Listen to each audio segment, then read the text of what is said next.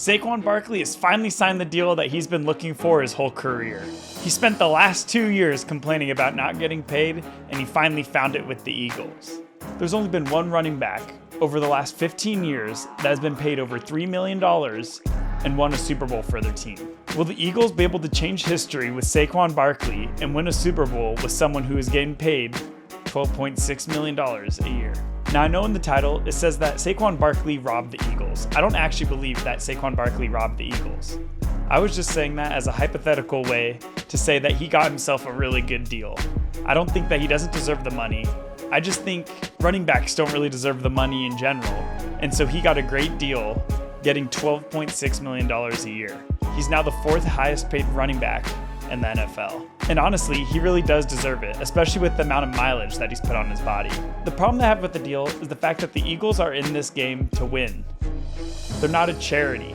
And I feel like giving money to a running back like Saquon Barkley is not a bad choice. There's many worse ways to spend your money, like putting on Russell Wilson. But if you look at how they spent the money last year at running back, they gave DeAndre Swift $1.8 million, and he had one of his best seasons. This deal worked out so great for both parties. The Eagles last year had a good running back to help Jalen Hurts with DeAndre Swift. And the problem was not that the fact that the Eagles couldn't run the ball, they could run the ball. The problem was Jalen Hurts. He had his worst year in 2023. He threw for 23 touchdowns and a career-high 15 interceptions. No team is going to win late down the stretch if your starting QB is doing that. And not only that, but the Eagles just didn't even run the ball enough. If they were going to run the ball, it was just a tush-push, which doesn't even count as running the ball. And this was known by everybody, even their whole fan base. They would sit outside of the practice facility on the weekdays telling them to run the ball, holding signs up, and they would even during the game chant, "Run the ball," and hold up signs again saying "Run the ball."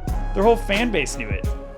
You know, honestly, that's what I love about the Eagles fan base, is that when they know something's wrong, they let you know. There's no hiding from Eagles fans what the real problem is, because they'll let you know. They're very honest people. And honestly, more fan bases need to be like this. I think letting your team do stupid things over and over, they eventually need to be held accountable. How do the Eagles expect to get wide receivers open if their scheme is going to be the exact same as last year? They have to change something up this year. Adding Saquon Barkley isn't all of a sudden going to make it so that they can run the ball. Hell, they even lost Jason Kelce on the offensive line. They need to fill that position up. Boom! One quick sec. I'm new to making YouTube videos about the NFL and what goes on with the NFL drama and trades and everything. And I'd love it if you could subscribe and give me some comments on what I need to improve on. Thank you so much. Back to the video. That guy was great at run blocking and pass blocking. Those are things that you can't just buy. The problem with the running back position is that it's so dependent on the offensive line being great. Whereas the quarterback, you can kind of get away with a bad offensive line because they can just throw the ball away. A running back can't just fumble the ball away or fumble the ball out of bounds. Saquon deserves the $12.6 million, but the Eagles are trying to win a Super Bowl. Giving him 5.5% of the cap is not going to work out. In the last 15 years, there's only been one running back that was paid over $2 million and won a Super Bowl. His name was the Beast, and that was Marshawn Lynch. But the only reason that they won by paying him $7 million a year at that time, which is actually a lot more if you think about how the cap has risen since then, is the fact that they had a young QB in Russell Wilson. Russell Wilson was only making $500K a year at that time because he was drafted so late. And the year before that, the scheme was built around Marshawn. That's why when they just put Russell in, it fit perfectly, because now you had the dual threat of Russell Wilson, and then you had Marshawn Lynch, and then you just had everybody else around him that just made him so great while you have this great offensive line. The Eagles are in a completely different place right now. Jalen Hurts is getting paid like a franchise QB. Now granted, that doesn't actually start yet, but it's about to hit soon, especially next year when his cap hit starts getting higher and higher, and you expect him to carry more of that workload. But if he's not doing it now, what makes you think paying him more in the future is going to help that out? If you look at the Chiefs' last two Super Bowls, they won with Isaiah Pacheco, who's also getting paid $870,000 a year. This deal has been great for them. They got him in the 7th round, and the rest has been up to the offensive line of Mahomes to carry the team. He's just been a perfect fit, and honestly, they probably didn't even expect much from him. Why can't the Eagles go out and find someone like this? There's many running backs out there that have fresh legs that you can put behind a good offensive line, put more money in the offensive line, and build around that. The only team in recent years to come close to having the most expensive running back was the 49ers this year.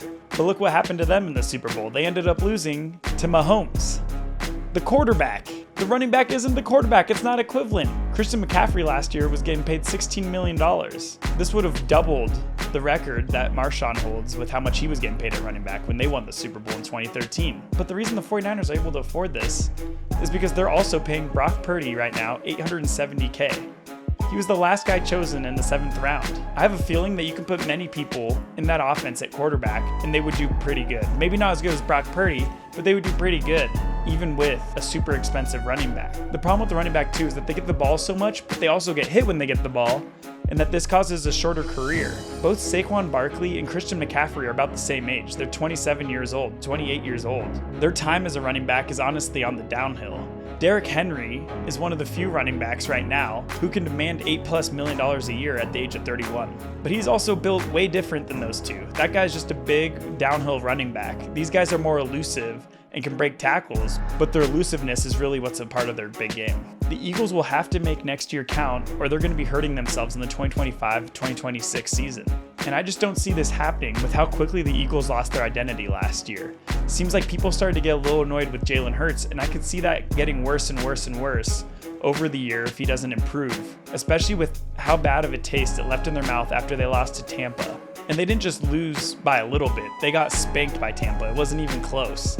And their whole season in the back half, they lost to all the bad teams. All of them.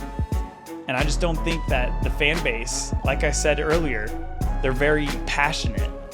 I don't think that they're going to want that to happen again. So I could see things just getting bad. And this could spiral out of control where now all of a sudden they're paying these two $50 million plus in the 2025-2026 season. And the thing is, I'm looking at the numbers. If they were to cut them, that would be their cap hit. If they're going to keep them, then it'll be a little higher than what I'm saying. The one good thing I do see with the Eagles is the fact that they really are going to have a cheap 1-2 combo right there compared to the other teams in their division. The Commanders aren't obviously a threat to the Eagles next year. They're in a rebuild mode. Even as an organization, they're in a rebuild mode. And the Cowboys and Giants kind of have their own issues overpaying quarterbacks who don't really demand that type of money, which really handicaps their whole team overall. Only time will tell what the 2024 script has for us with the Eagles. Now, I may feel like Saquon Barkley just robbed the Eagles, which he did a little bit, but what the Steelers are doing this year is robbing the NFL of good talent at the quarterback position. How did they get Russell Wilson and Justin Fields for just $4 million in a 6th round draft pick? Watch my video on how this is going to play out.